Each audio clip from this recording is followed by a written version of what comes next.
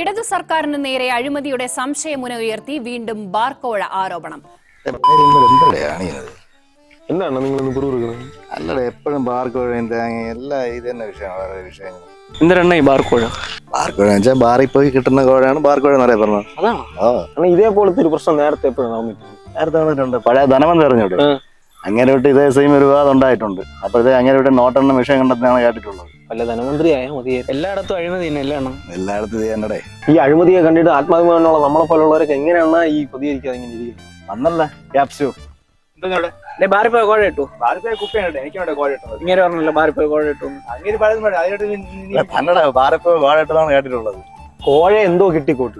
എനിക്ക് ഒന്നേ പറയാനുള്ളൂ, മദ്യത്തിന്റെ വില കൂട്ടും. മദ്യം വില കൂട്ടോ കുറയ്ക്കണില്ല എന്ന് എനിക്ക് അറിഞ്ഞൂടെ. മദ്യം നിരോധനമല്ല, മദ്യവർദ്ധനമാണ് നമ്മുടെ നയം. പിന്നെ എന്തിനാണ് നീ കോഴ വാങ്ങിക്കുന്നത്? നമ്മുടെ മന്ത്രി ഒന്നും കോഴ വാങ്ങിച്ചില്ല. നിങ്ങൾ പറയുന്ന ആരോപണമല്ലേ ഇതൊക്കെ? പൊട്ട 1-ാം തീയതി ബാർ തുറക്കാൻ വേണ്ടി നീയൊക്കെ മറ്റേ ഫണ്ട് പിരിച്ചത്. 1-ാം തീയതി ബാർ തുറക്കാനാണോ? 1-ാം തീയതി ഞാനും തരാം കുറച്ച് പൈസ.